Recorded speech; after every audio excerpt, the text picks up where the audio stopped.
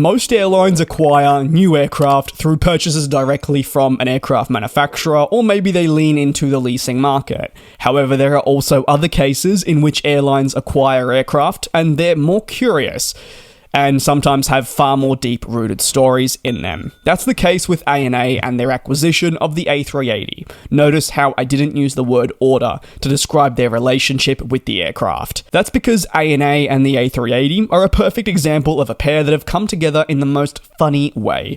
Be sure to subscribe to the channel if you haven't already. I really appreciate the support and it helps the channel grow.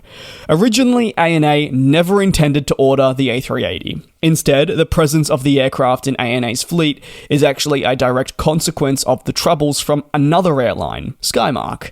Skymark is a Japanese low-cost company, and it made headlines when it ordered the Airbus A380 in the early 2010s. This order was surprising, given Skymark's status as what can only be described as a relatively smaller player in the market. And when you pair the A380's capabilities with this airline, it seemed like quite a mismatch. The airline planned to use the Super Jumbo to expand its network and offer more premium long-haul services, which is fine, any airline can want to do that. Key is want to do that. If pulled off, Skymark would want to be a true competitor on long-haul markets. But there were people that were very critical of this purchase and believed it was never going to work. Skymark and the A380 being the true definition of go big or go home. Given the A380's high operating costs and the utilization of it from larger airlines, there were concerns over whether Skymark could actually justify the purchase on its network and with its business model, let alone affording it.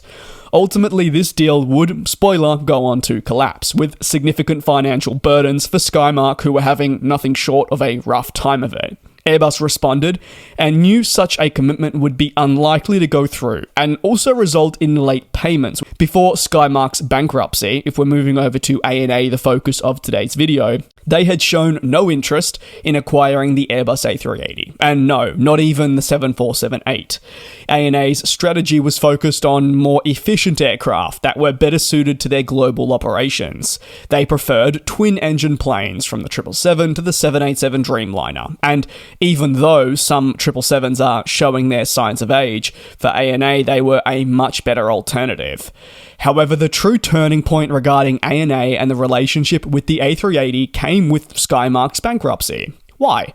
Well, Skymark's creditors, and also Airbus, sought to recover losses incurred from the airline's A380 order. This was all part of the restructuring process that was taking shape, and obviously downsizing. ANA saw a valuable opportunity, as any good airline would, to secure valuable takeoff and landing slots at Tokyo Haneda, at the time this being one of the world's most constrained and competitive airports.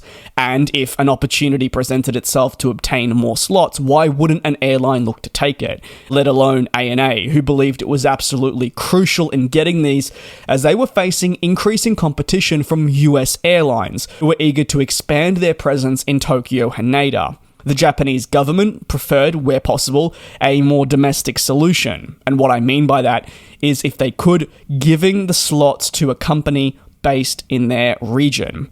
ANA's involvement in Skymark's restructuring offered an opportunity for these slots, but the thing is, it came with a catch. ANA needed to take on the A380s that were built and part of Skymark's order. Faced now with an unexpected acquisition of the world's largest passenger plane, we're not talking just a couple of 737s, ANA had to build a strategy to effectively utilize these high-capacity planes, which was going to prove difficult in a profitable manner, especially considering, like I touched on, the airline didn't have an interest in such a type. The A380 therefore needed to be deployed on high-demand routes to justify its use. And if ANA weren't going to be able to do that, it would be a money pit that they'd never get out of, just so they could get some slots. If you weigh up the finances of it, would it be worth their while? Well, after careful consideration, ANA identified its service to Honolulu in Hawaii as a prime candidate. The Japan to Hawaii route is one that can at times fly under the radar, but it's very lucrative and sees incredibly high levels of demand from every type of traveler. ultimately what this also does is make it one of the most hotly contested segments around the world, with several airlines, and this is not just Japanese ones or Asian ones, but even ones from the United States, fighting it out for that all-important market share and doing everything possible to get one over each other. By deploying the world's largest passenger plane on this route, the A380, ANA would be able to increase its seat capacity and attempt to offer travelers something unique and worthwhile that wasn't featured on the route pairings. Despite being obviously an unplanned addition to the fleet, by acquiring the Airbus A380, ANA were able to increase their presence on the Japan to Hawaii market, significantly boosting the weekly seats on offer when they were already selling out aircraft.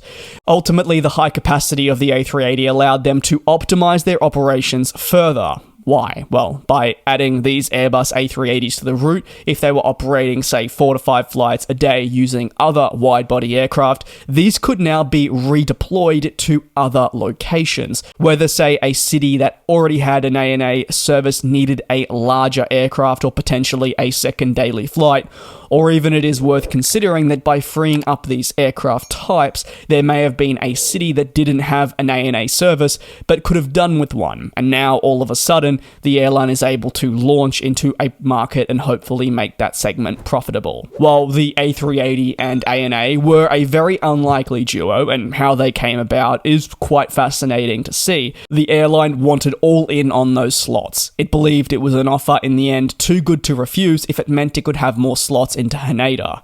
In the end, the airline had to find ways to benefit from the use of the A380, and that's not easy. Despite its frustrations, it made the most of it.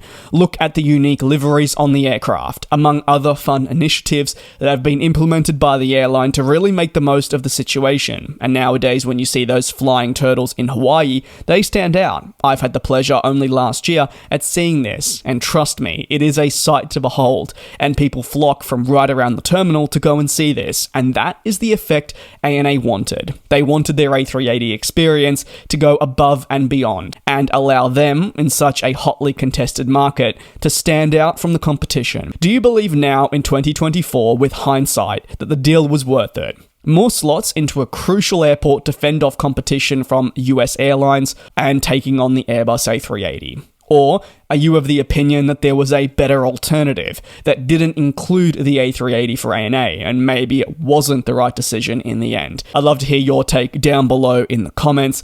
Thank you so much for your support here on the channel. It really does mean a lot. Like I always say, please take care, do be safe. I truly mean it. Subscribe to the channel if you haven't already. Be sure to check down below in the description. There should be a Google form. If you'd like to submit some video ideas, do so through there. I'll add them to the list and hopefully one day get the chance to do them for you. And I'll see you in a couple of days for your latest aviation analysis right here on GlobeTrotting.